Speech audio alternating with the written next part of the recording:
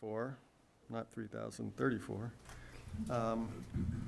And in front of us today, we have two things to do. One is a public hearing for a design project, and another is a presentation by Attorney Queswell for the Chapter 40B after this. So the first item is public hearing for the application for property owned by Mark and Michaela Schmulz for the property located at 263 Linden Street, Assessors Map 54, Lot 108. Applicant are seeking a finding under zoning bylaw section 5.3.4.5 for dimensional relief from side yard setback requirements. So before we get on that, just want to say we have Andy Phillip, Stephen DeRocher here, and myself, Bruce Gingrich, as voting members, and Dave Parent-Chief, I believe, is on Zoom, listening in as the alternate. So, to get this going, whoever is going to present this, please stand up to the podium and state your name and address and relationship to the project. Yeah. Hey, Bruce, before we start, let's take a voice roll call. Oh, okay. All the members. Okay. And Andy Phillip here. Stephen DeRocher here. Bruce Gingrich here. And David, are you here? There? Yep, you hear me? Okay. Can you say you're here loud enough? I don't know if we caught that. Can you hear me now? Yep. Okay. Okay, good. David is here on Zoom. Okay, let's proceed. Yeah, thanks for having us tonight. My name is Mark Schmulz. I represent my wife, Michaela, and myself and our family. We are the homeowners at 263 Linden Street. And we're here tonight just to kind of go through this finding on our property. We have a cape, but very traditional style New England cape. We love the street and the neighborhood we're on, but we have a growing family. We have 3 kids. We just had our third at the end of January. And so we're just, starting to kind of think about ways to add a little bit more space within our house for our growing family. Our goal with this project is really to, fit in well with the existing design of the house. It's to fit in well with the existing neighborhood. We have really great relationships with our neighbors. We, really strive to maintain that. Community is really important to us. And so, that's something that has really gone into our minds as we've thought about this project. It's kind of the forefront of our thought here. We've engaged Savoy Nolan as our architecture firm to kind of help us bring a vision to life here. And the project that we're proposing, is to add some additional living space within our existing footprint. In terms of kind of just communicating this with our neighbors, we've spoken with our neighbors across the street, behind us, on the sides, let them know about our intention with this project, and we've received great support, a lot of excitement around it, excitement that, we're looking to stay in the neighborhood, and, we have, like I said, really enjoyed relationships with those neighbors and really want to maintain that. So I'll turn it over to Abby from Savoy Nolan, and she'll kind of talk through some of the details of the project. So thanks for having us. Thank you. For the record, my name's Abby Ellis from Savoy Nolan Architects at 130 Liberty Street in Danvers. Do we have a way to project the plans, or shall I bring my board up? Bring your board if you don't mind. Yeah, if you have a board. I always come prepared.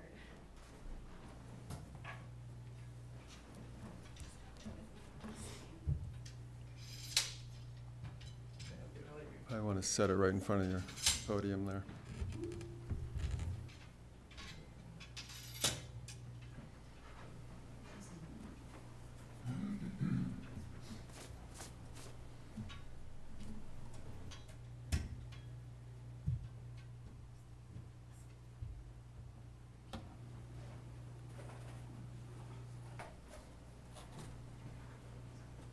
Is that good? Can everybody see?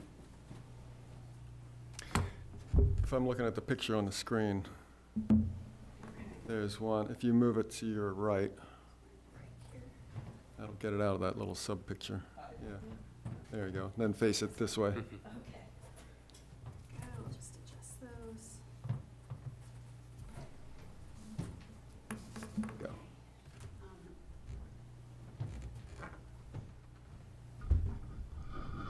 So this first board is showing the context of the neighborhood. This is the home here of 263 Linden Street. It's a 1.5-story Cape-style home with a 1-story mudroom and garage on the right side. Their neighbors, it's pretty mixed development in that area. So we've got across the street, here, and here. You could see there's several 2-story homes, kind of a more traditional colonial style. And then some of their neighbors have single-story and even split-level homes. So it's a diverse neighborhood as it is.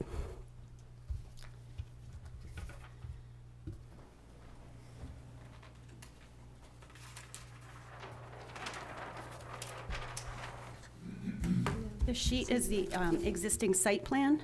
So one of the, well, few of the items that we discovered in doing the site plan was that the lot size is non-conforming, the front yard setback is non-conforming, and the side yard setback is non-conforming. And in regards to lot size, we won't be making any adjustments.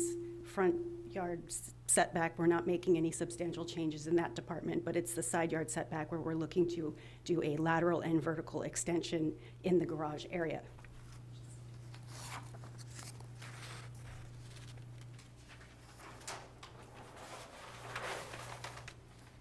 Here's our proposed site plan.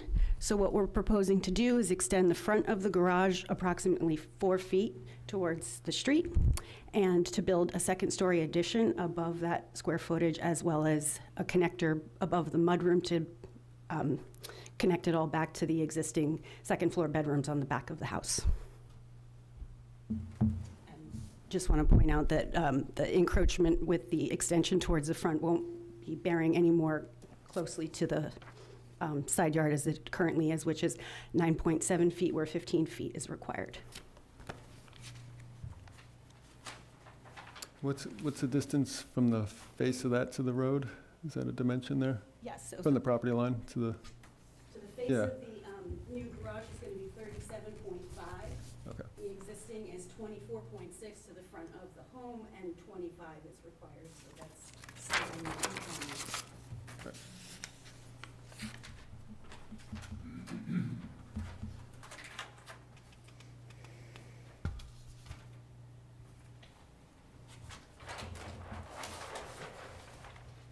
Here are the existing floor plans.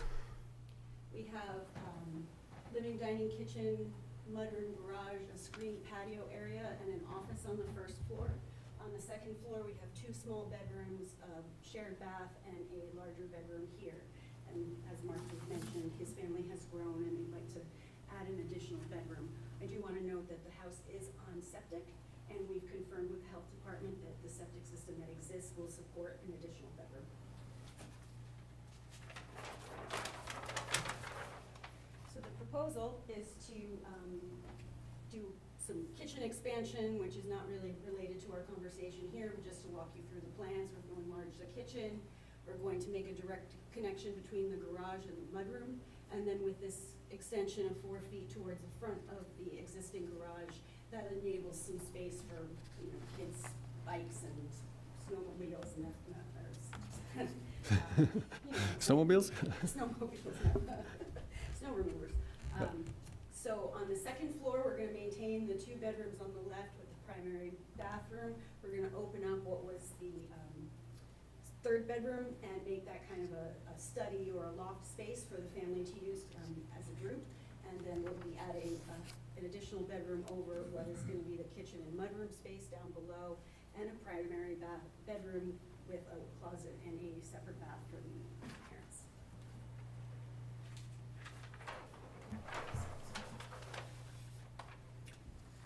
So the existing home, as you could see from the initial photograph, is just a very simple Cape-style home with a 1-story addition here. So we wanted to maintain the aesthetic of the Cape archetype.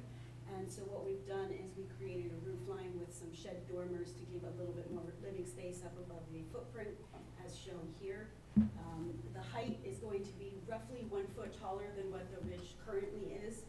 So the existing building height is just under 19 feet. The proposed building height is going to be 19 and a half feet. That's partly due to the fact that the existing home doesn't meet current building codes. And here's a view of the rear and other side of the house. So this is the existing portion with a full rear dormer addition. And then this is the second floor addition over the mudroom. Just to conclude, here's some renderings of what that looks like in 3D. And I am happy to answer any specific questions. Just to note that all the materials will tie into what is existing. We're just trying to make it as a seamless addition as possible.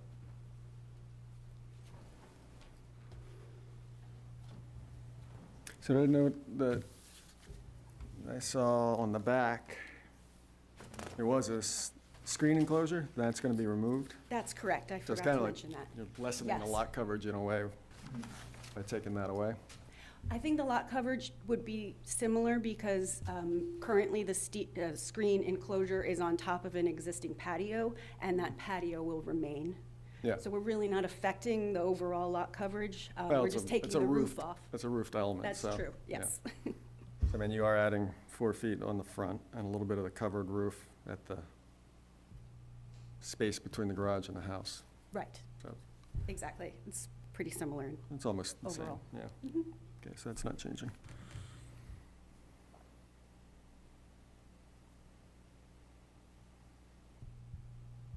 Okay, any questions from the board?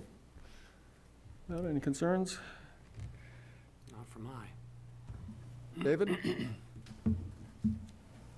No concern on my end. Okay. Is there anybody in the public that would like to make any comments on Zoom land?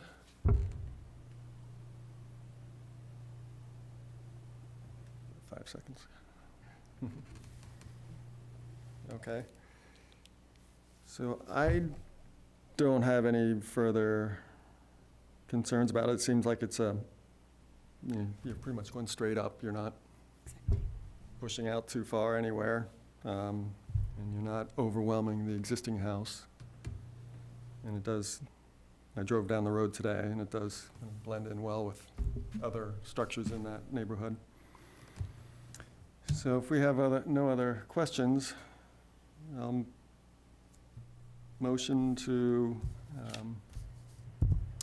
vote on, take a vote on this? I make a motion to provide dimensional relief for 263 Linden Street. I second.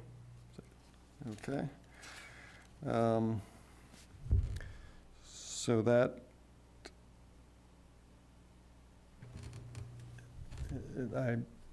that sounds good. Let's make a vote all around on that.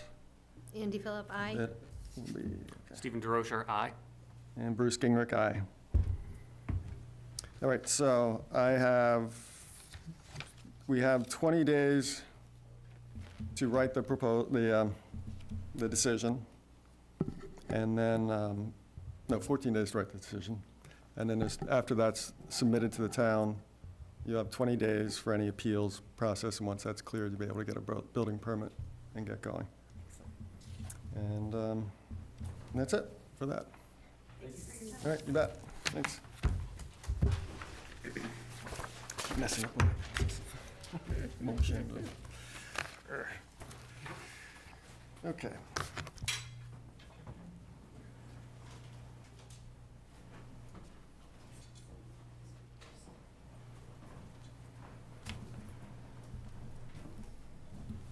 Okay, next on the agenda, we have a presentation by Attorney Amy Quessel,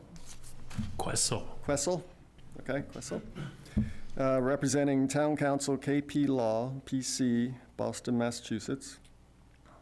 And she'll give a presentation to the board, which is planned to be an overview of the state statute, Chapter 40B, and the comprehensive permit review process, as well as a question and answer session, discussion regarding the topics presented for board members afterwards.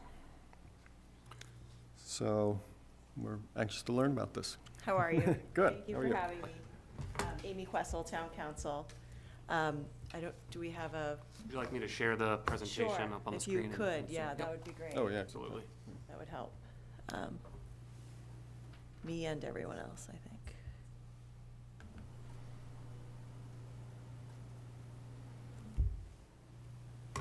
Excellent. So again, thank you for having me, Amy Questle.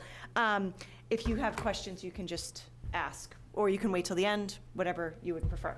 Amy, could I interrupt just a second? I would want to make sure that everyone understands this presentation is about 40B, 40B legislation and law as it has been enacted by the state and the town employs as it reviews 40B projects. We're not talking about a specific project tonight. A hearing will begin on May 1st that will be specific to the project that I know some of you folks are interested in, but that's not starting for a full month from now. So I just wanted to make that clear, so. So that is correct. No Pursuant to one the was- open meeting law, we would not be discussing any Right. specific project tonight. So thank you, Patrick, that's helpful. So Chapter 40B, it enables a developer to get a comprehensive permit. So that is one permit, whereas a non-40B project would maybe have to go to you for a variance, to planning for site plan, to conservation under the local wetland bylaw, and perhaps even to Board of Health under their local regulations.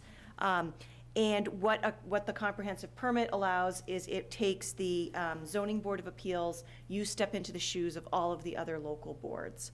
So it acts on zoning issues, but you also act on, in place of all other local boards, such as the Board of Health or Conservation. In a 40B, development is usually at a greater density than that's permitted under zoning, and it usually requires relief from local bylaws, such as the general bylaws. Projects are usually a mixture of market rate and below market rate, AKA affordable units.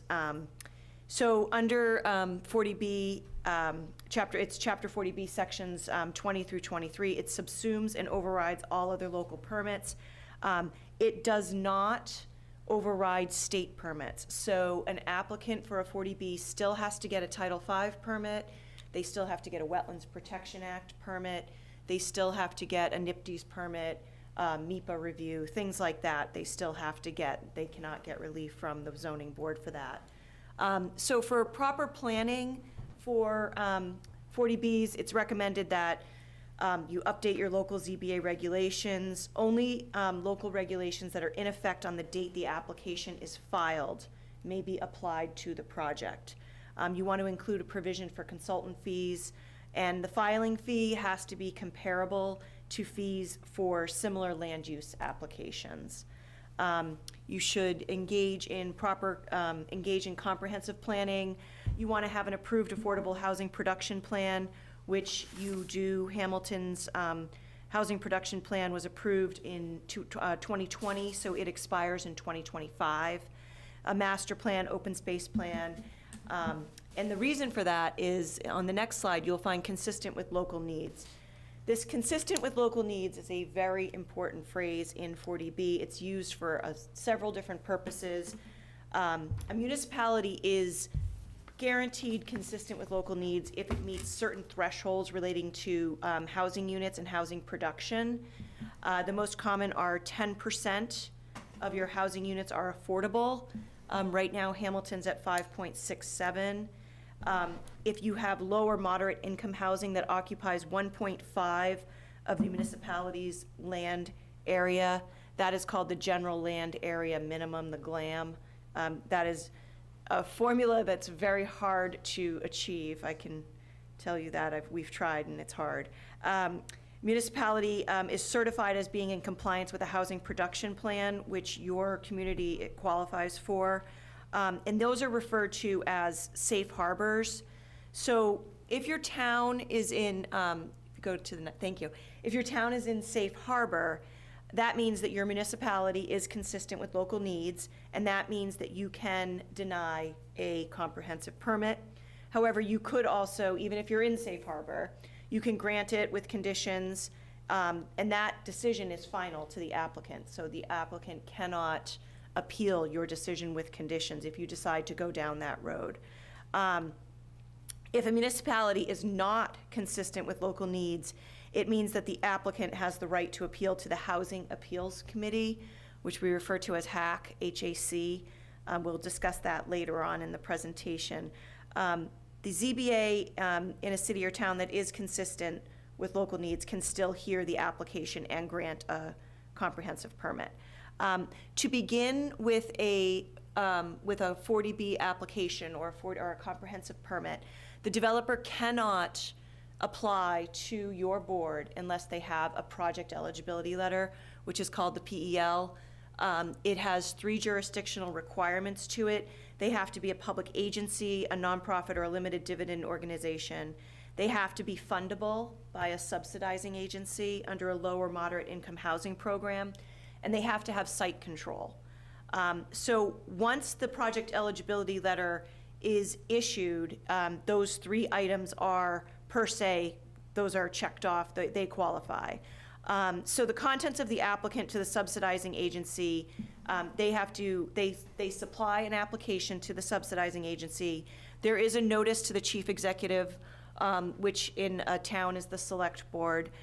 There's a comment period for usually 30 days, and there's a site visit.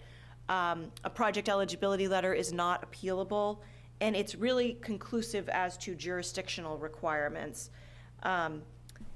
Once you have a PEL, you can then file an application with the Zoning Board of Appeals. In the application, you have to file the required contents. You're only required throughout the 40B local process, you're only required to submit preliminary plans. You are not required to submit construction plans. You do have to submit a filing fee. The filing fee has to be paid in full with the application. That is the Hanover case where a developer felt that the application fee was too high, and so he said that he was not going to pay it in full and he would deal with it later at HAC. And it's one of the few times that the HAC has actually sided with the municipality. So they do have to pay the whole fee. They can contest the fee later. And they have to submit a waiver list. The waiver list is very important.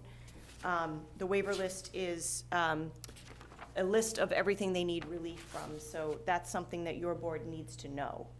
So with the application, the project will typically need relief from provisions of zoning and other local bylaws, which is the waiver list. You will receive comments from other boards on the waiver list. For example, comments from the Conservation Commission, whether to waive a provision of the wetland local bylaw. You are not required to grant waiver of any bylaw or other local regulations, but you may do so if it would be consistent with local needs. And you are not required to grant a waiver of any bylaw or local regulations if, but for that waiver, the project would not be rendered uneconomic. So a lot of times, if a waiver is denied, the applicant will claim that that makes the project uneconomic, and then that is a reason for the HAC to overturn the decision. So with regard to the application is filed, there is a public hearing. So the public hearing, it is the same requirements that's in 48 Section 11, which is your public hearing requirements. It's publicized in the newspaper 2 times, at least 14 days ahead of time, abutter notices, and it has to be posted at Town Hall or on the website. Once that application comes in, it has to be sent to all local boards within 7 days. There is a definition of local boards in the regulations. It's essentially any board that you can imagine. DPW, water, sewer, historical, Concom, planning, select board, Board of Health, any local board that you can think of. You send the application within 7 days. You have to open the public hearing within 30 days. You have to close the public hearing within 180 days. And you want to avoid constructive approval, which means you have to open the hearing within 30 days. That is the most important thing. And then you have to close it within 180 days. You want to always schedule a site visit. A site visit is very important. You want to do that in the beginning of this. For a public hearing, you have 180 days from the opening of the hearing to the close of the public hearing. You then have 40 days. After you close the public hearing, you have 40 days to issue a decision. Then you have 14 days to file that with the town clerk. And then you have to forward a copy to DHCD, which is now EOHLC. It changed names, which is the Executive Office of Housing and Livable Communities.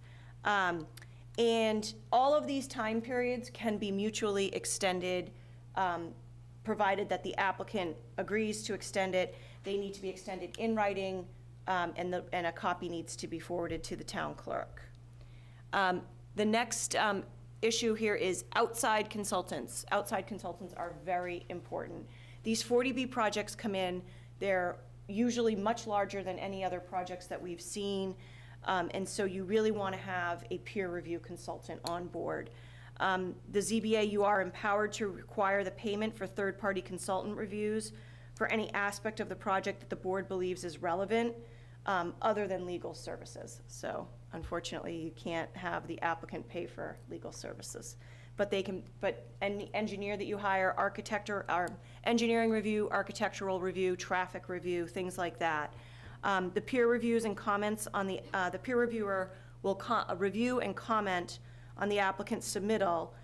They do not generate independent studies. So for example, they can tell you what's wrong with the traffic study. They cannot go out and do their own counts and do their own independent study. And that is under General Laws, Chapter 44, Section 53G, that authorizes the review and the prepayment. So what happens is you accept a proposal from a peer review consultant, you forward that to the applicant pays that proposal into the town treasurer. Once that money is paid, the peer reviewer can then start their review. The applicant has a right to object to such requirement, and that is limited only to the consultant not being qualified or having a conflict of interest. So you cannot have a developer come in and say that they do not want XYZ Corporation working as your peer reviewer. That's your choice. It's not the developer's choice. They have no say in that. They can only claim that XYZ Corporation is either not qualified or has a conflict of interest. That appeal pursuant to the statute, which is Section 53G, that appeal goes to the select board. Once you have heard all of the evidence and testimony, you have a decision to make. You can approve the application as submitted. I have never once seen that happen. You can approve with conditions, or you can deny it. Denying a 40B application is very dangerous because it gets appealed to the Housing Appeals Committee, and they usually overturn a denial. The standard for your decision has to be reasonable and consistent with local needs. There's a balancing test, which is the need for affordable housing, does that outweigh valid planning objections to the details of the proposal, such as health, open space, safety, and I have open space twice, sorry about that. I think open space is very important, that's why. And there is a strong presumption in favor of housing. It says it in the statute and it says it in the regulation that the presumption of affordable housing outweighs health, safety, open space, things like that. So we are up against a pretty hefty statute and regulation. So with your decision, you must apply requirements and regulations equally to subsidized and unsubsidized housing. And what that means, that usually comes down to traffic controls, sewer, water, things like that, where you cannot, if you have a market rate subdivision come in and they get an approval from the planning board, and then you have an affordable 40B comprehensive permit come in, and all of a sudden you want them to do all kinds of traffic mitigation and pay higher water fees, things like that, you can't do that. The obligation for the 10% of affordable housing will not go away. Chapter 40B has been in effect since 1969. So we always want to try and make the best of it, and the way to do that is to condition projects. You want to use the comments from local officials, peer review, and residents to address local issues and concerns, and you want to request appropriate mitigation. So, for example, when a project comes in, you want to, one of the first things you want to do is you want to make sure that the fire department has looked at that, and the fire department has made sure that their largest fire apparatus can get around the site. Same with the police department, that they're satisfied with the ingress and egress to the property, make sure that it's safe. So for conditions, the conditions may not invade the jurisdiction of the subsidizing agency. So we cannot, with conditions, we cannot require that, for example, a regulatory agreement has to be signed by the town. The regulatory agreement is between the subsidizing agency and the developer. We cannot create uneconomic conditions. That would be any condition that's brought about by a single factor or combination of factor that makes it impossible for a public agency or a nonprofit organization to proceed in building or operating low or moderate income housing without financial loss, or for a limited dividend organization to proceed and still realize a reasonable return. Most of the applicants that come before you for 40Bs will be the limited dividend organization. So they're allowed to make a reasonable return. That is, so if it's uneconomic, it means they cannot make a reasonable return. Infrastructure concerns are something that is very hard to address under 40B, particularly off-site infrastructure concerns. We really cannot require them to upgrade the sewer system or roadway system or water piping, or the water system. That being said, that doesn't mean that we don't ask. So you can always ask. To decrease the units, it has to be for valid planning, health, or some kind of valid reason. We can't just come in and say it's too dense, you have to reduce it. It's more, it has to be more of something where, with regard to, you need more room for your septic system, you're going to have to reduce your units, something like that. Again, it doesn't hurt to ask, is my motto.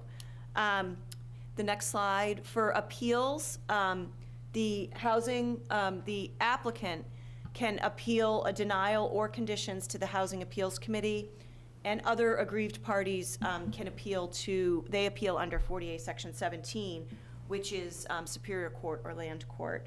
An appeal to the Housing Appeals Committee is it's a administrative appeal.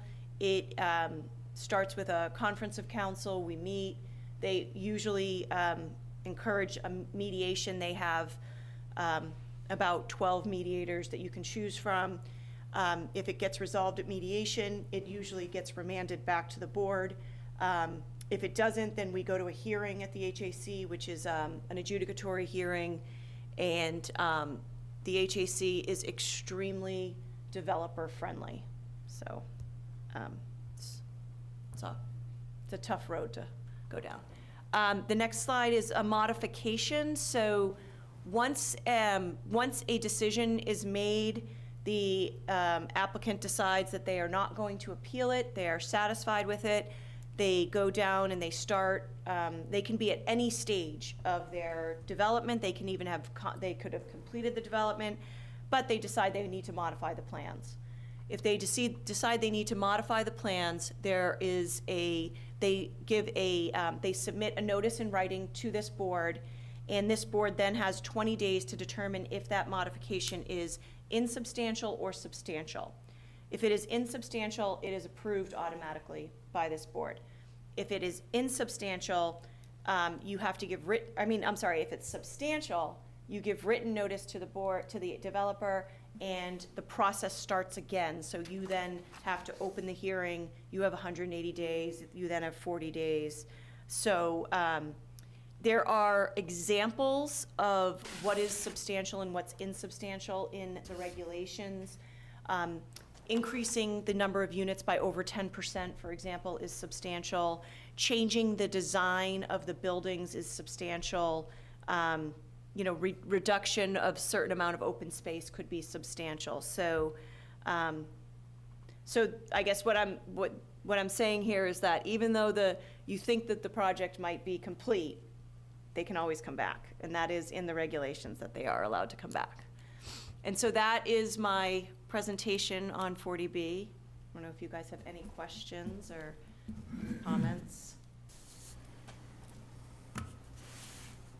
The first one I had was just kind of a quick clarification, I guess.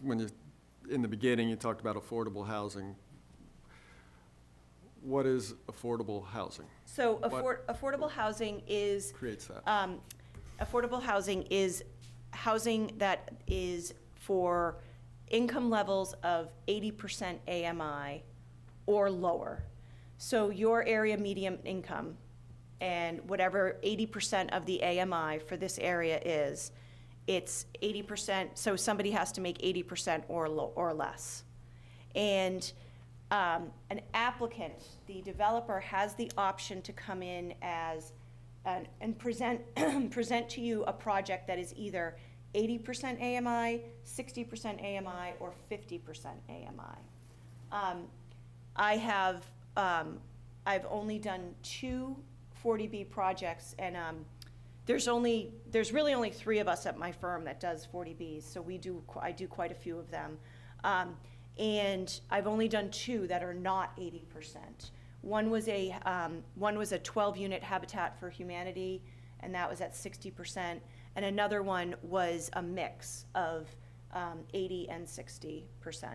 But usually you see the 80% AMI come in. And with that, with the affordability component, an affordable buyer or renter has to qualify. There is a lottery there's a lottery agent. This is all done through the subsidizing agency. There's a lottery agent, and then there's also an opportunity to have a condition for local preference. The only problem with that is that DHCD/EOHLC, they change the requirements of local preference constantly. They're constantly changing what qualifies as local preference. Sometimes it's a resident of Hamilton, it's an employee of Hamilton. Before it could have been a relative of an employee of Hamilton. They constantly are changing the requirements. So local preference is hard. It's hard to require. And how's that monitored? Everybody Everybody starts at a lower income and they work their way up. I consider 40B, and this is just me, I'm the only person that thinks this way, I think, but there's the front end of it and there's the back end of it. We're at the front end of it. So we are, once we issue a decision, and that decision gets, it goes to the town clerk, and the 20 days, the appeal period is up, and that decision is final. It starts on the back end of it, and that's when EOHLC takes over and the subsidizing agency takes over. So the subsidizing agency monitors. They're supposed to monitor the affordability component. They're supposed to monitor the lottery agents. HLC is supposed to monitor the profits that are being made. We are not allowed to have any say in any of that. We don't handle any of that on the back end. So that is a qualifying renter or a qualifying purchaser is determined by the subsidizing agency.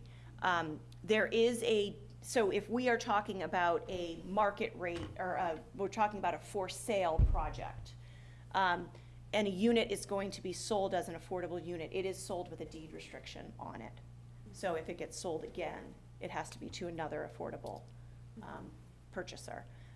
Same with rental. The rental units are monitored by the subsidizing agency, so there's always that 25% of the project is always rented to an affordable renter. So if,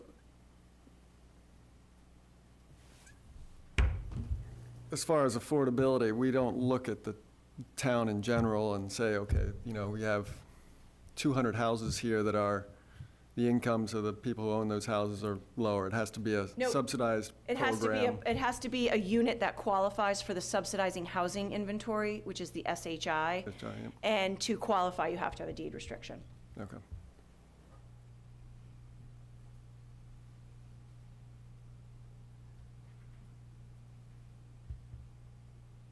Any other questions?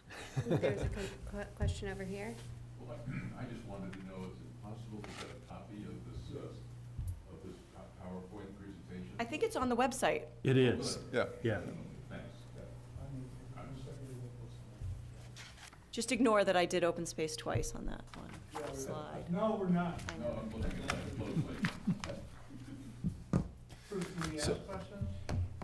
I just had another question.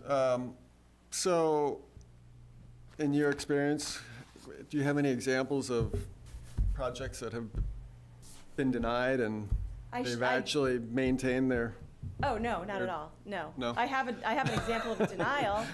It's a war story, but, no, so, there was a denial, no. There was the HAC was overturned, in Stowe. The town of Stowe does not have, municipal water or municipal sewer. And so the abutters appealed because they claimed that the extremely large septic system for the development was going to impact their wells. And the HAC said, nope, everything's fine. And it went to the appeals court. It ended up at the Supreme Judicial Court, and they overturned them because there was evidence that there could be contamination to these private wells. There was pretty much unequivocal evidence that there was going to be contamination, and so it was the right decision. But that's a unicorn. That's a really unique situation because the town itself, you know, doesn't have public water. It doesn't have public sewer. Yeah. The system was too close. That case, the Reynolds case, I want to say it's a 2018 case, and the project was revised, and it has been, it's phase one of it has been constructed. So it's it been didn't scaled necessarily back. stop the project, correct? It created the need for a redesign. But if you, so as an example of a decision that I just drafted a decision last night for the town of Ipswich. They voted on a decision, and it was a decision with conditions, and I think that there was 136 conditions. And a couple years ago, I had a board outright deny a project, and they denied that project. It went to HAC. We went to hearing on it. We lost, and the HAC issued a decision with about 9 conditions. So there's a big difference between having a local board issue a decision with conditions than having the state issue a decision with conditions. Amy, I know that you mentioned a little bit about the peer review process. Could you talk to us a little bit more about that? Because that's something we're going to need to get our teeth into. Sure. So there's a couple things. The first is that Mass Housing Partnership, MHP, they provide a grant for cities and towns to have an MHP consultant work with you. They're a housing consultant. And what they will do is they will coordinate your peer reviews and assist you in the 40B process. And that usually ends up at no cost to the town. So that's something I would definitely look into. And then the second thing is, at the very first hearing, when you open the hearing, I highly suggest that you discuss peer review. You can use a peer reviewer that you've always used, that you've used in the past, that the town is comfortable with, or you can go with a larger engineering company that has the ability to do stormwater. They have the ability to do civil engineering, wetlands, and traffic. So there's a couple. There's Tetra Tech, there's Beals and Thomas, There's Epsilon. These are all companies that, could do peer reviews for the town. And it's essentially it's one-stop shopping. But that doesn't mean you have to do a large engineering firm. You could also hire a peer reviewer for traffic, a peer reviewer for wetlands, a peer reviewer for civil and stormwater. So it's really however the board prefers. If you hire an MHP consultant, they'll make a recommendation as to a peer reviewer. If you're going to use town council to assist you in your 40B that's going to be in front of you, then I would make recommendations as to a peer reviewer. But and then usually, again, that peer reviewer will just submit their proposal. That proposal gets forwarded to the developer. The developer then has to pay the amount. Once the amount is paid, the review can start. There are things that MHP consultants often will recommend a work session, which is where one member of the ZBA meets with the peer reviewer, the peer review engineer, and the applicant's engineer, and you can work out some minor details with that, and everything that's discussed at the working session does come back to the full board. What about mitigation? In the event that our peer reviewers, find that there's a municipal system that is going to be over capacity demanded, what's the process to obtain mitigation funds for remediation from the developer? So one of the things that a town can do is prior to the applicant either applying or when the applicant first applies, the town can work with the applicant as to these, if there's large off-site mitigation that needs to be done, and have the applicant agree to do certain things. If that doesn't happen, which doesn't always happen, usually when that happens, it's considered more of a friendly 40B because you have a developer that's willing to work with the town.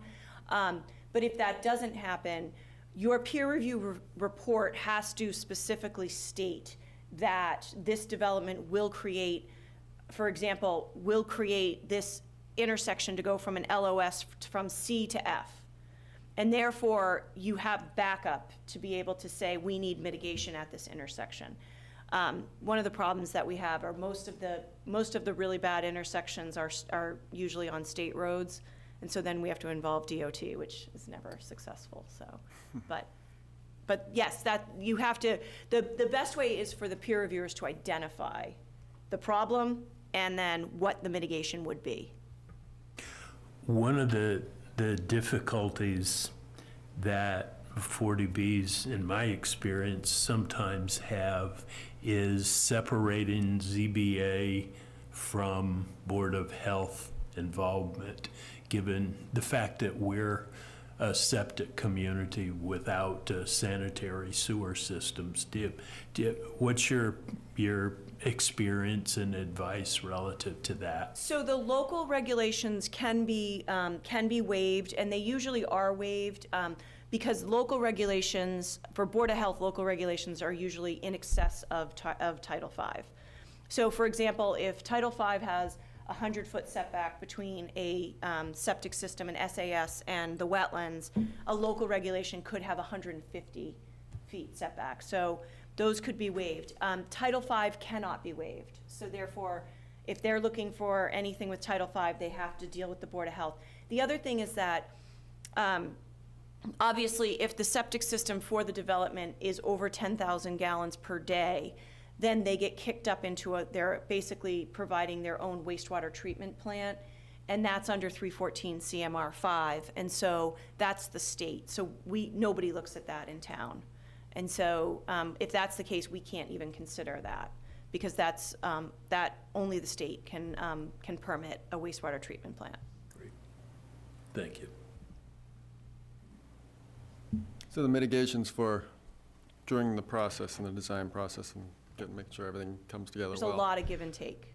What happens when the contractor leaves the scene, everything's done, leaves the scene, and something bad happens, like the septic system fails? That's what we have conditions for. Now, if a septic system fails, that again is Title V.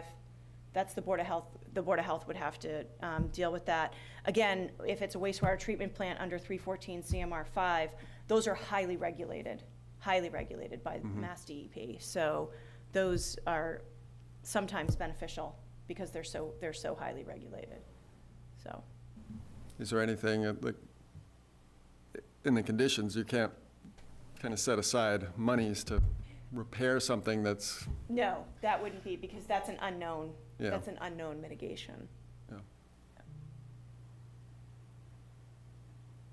Okay. Did you have a question? Are you gonna represent the town in this, in the 40B projects? Most likely. I like that. I know Ken has questions. Well, I have a brief presentation of, if it's appropriate, I'd like to step up and say a few words. What's it regarding? Because we're not really talking about projects. We will not be talking about any particular project, but it will be necessary for me to refer to it, but that'll be just as a matter of process. We had a discussion on process with the 40B. There's some points I think the board ought to be aware of as part of their considerations in the process. Okay, if it's fairly short and Well, to the point, and I'll not, be as brief as I can. it's not, yep, not as, Thank you. My name's Ken Whitaker. I'm the president of the board of Safe Tobacco Woods and Watershed. Just to clarify, I am a retired attorney. I am not representing our organization as an attorney or legal capacity whatsoever. And as a spokesman for all of our members in the town of Hamilton, please consider me to be their voice for this evening. My compliments to Attorney Kressel on her presentation. If she was able to get into all the details of 40B, then I think we'd be ordering out for breakfast. Obviously, she was limited to what we could do.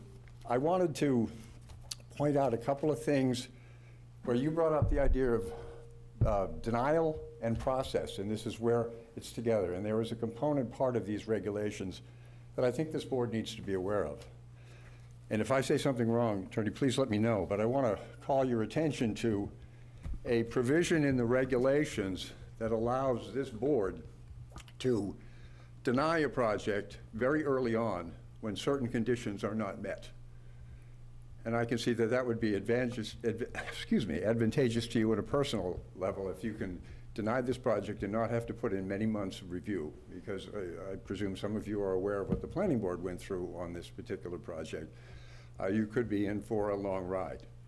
I wanted the board to know that there is a provision, and I have copies of this provision right now, that allows you in the first 15 days of the process to deny the project, and that denial will be good for at least a year.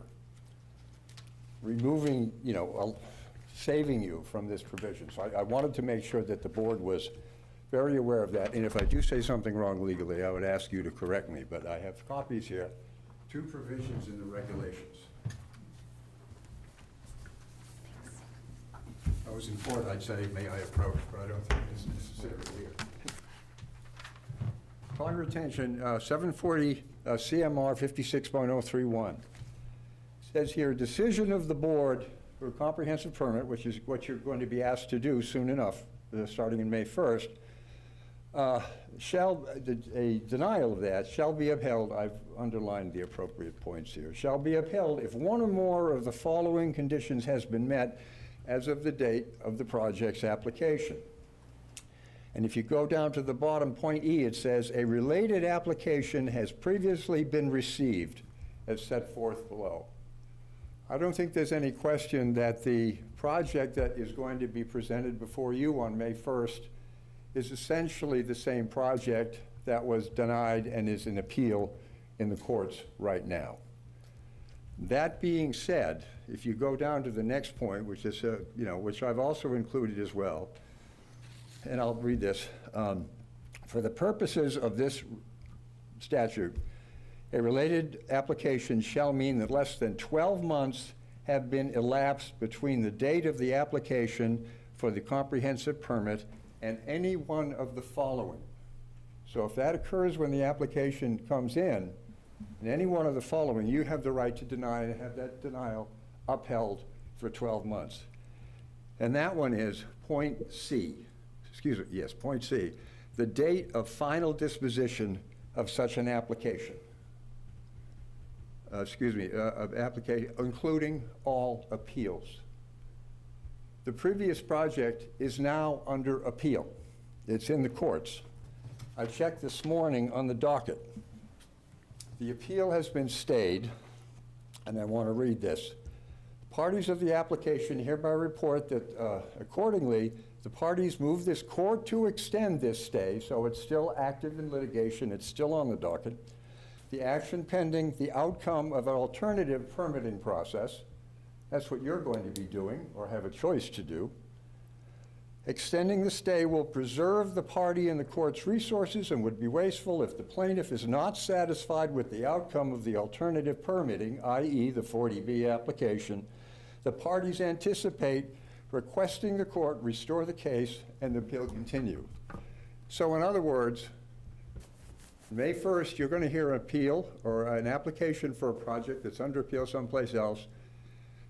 And if he's not satisfied with the result, then he's going to ramp up and continue with the appeal. So basically, you're a stand-in. You're a second fiddle. And who knows what's going to happen if you approve this project. Well, then go, and then there'll be more conversations back and forth with the town about, well, maybe we should go to the first project. And you're going to have months of work here. And if you, within the first 15 days, say, this project meets these conditions, your denial will be credited for at least 12 months after the appeal is terminated. So I would advise this body to take a closer look at those conditions for a number of different reasons, not the least of which is save yourself a lot of trouble and consider how these developer is playing one end against the other on this particular project. I have more, but I don't want to overstay my welcome. But please, I wanted you to know that. It's a very important point. It gives you a lot of tools. So I thank you for your time. Okay, thank you. Bruce, Al DeGroot had a comment. Oh, okay. Hi, Al. Good evening. Thank you for making this presentation. Very much appreciate it. And I believe, if I'm correct, that the appeal that Ken was just talking about is on the stormwater management plan. And I bring that to your attention in reference to what Ken just said, so that it's known that the plan and the previous plan, which is under appeal, had to do with rain gardens, and rain garden maintenance becomes a really sticky issue in that it's in the watershed area. That's something that I think should be considered very strongly in this year appeal that Ken just spoke about of not letting them out of that, because that is something that the state on one hand is saying, let's help developers develop. And on the other hand, I was with Bruce Tarr and Kristen Kasner the other evening, and they're saying the state is really concerned about our drinking water. And having it both ways, and they're very active and was very impressed with their plan, but everything moves slowly was the answer. So all of a sudden, this is approved, and we jeopardized our watershed area, Manchester, Essex watershed. So I just want to, as you're giving thoughts on May 1st, that's something that really needs to be considered. And it would be nice to see that appeal go through all the way to the end and see where it goes. Now, let me give you an Bruce. Yeah. You are, It's- you are on the edge of it's- violating the open meeting law. Okay. So Yeah, I was about to say, it have seems this like we're speech. treading on very So- dangerous territory right now in terms of this meeting, and off of something that hasn't even been presented to us on May 1st and what people are saying. Yeah. Okay, I apologize. Yeah. You have a clarification from Mr. DeGroot? We No. really, no, Let's- no, let's- no. Let's stop that As for legal now. counsel, we can't. okay. We have to Yep. stop. Thank you. Yeah, so I was worried that might happen, so, okay, it's good, all right. Is there any more questions regarding the 40B Presentation. presentation only? I'm just talking about 40B, and it's just a straight question. was what Ken said technically correct? Not on any case, not any specific case. There are safe harbors that are consistent with related application, large project, housing production plans. There's a bunch of safe harbors. Once the application is evaluated, those will be presented to you.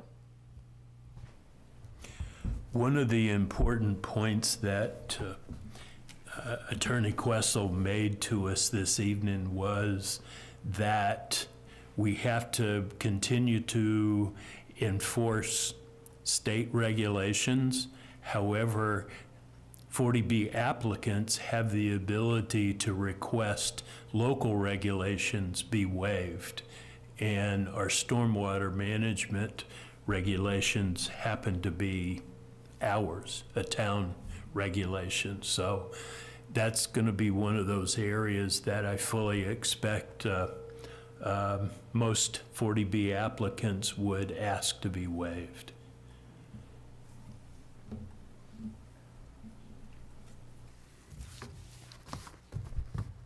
Okay,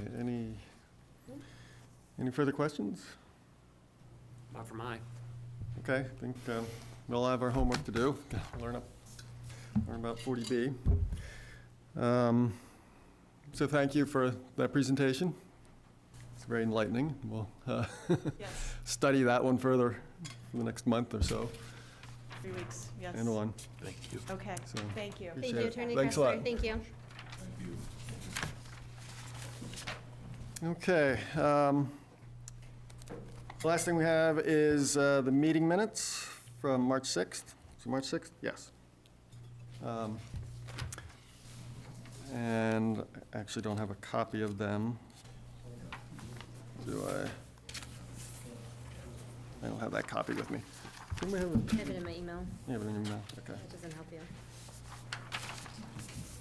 That.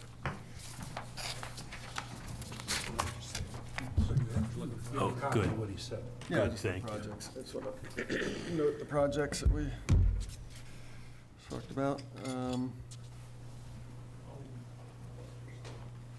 Okay, the projects last month were for Brian and Jessica Doherty for the property located at 2 Beach Street.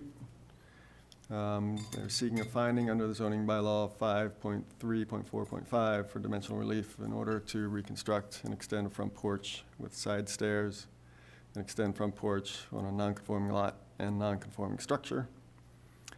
And that was approved. The application is for the property owned by Michael and Lindsay Sear for the property located at 22 Lincoln Avenue, Assessors Map 47, Lot 46. Applicants are seeking a finding under zoning bylaw 5.3.4.5 for dimensional relief from front setback requirements. And that was approved by our board, and that was it, those two. So I'll entertain a motion to approve the meeting minutes as drafted. Andy, said a motion to approve the meeting minutes for March 6, 2024. I second the motion. Second motion, okay. So the meeting minutes are approved.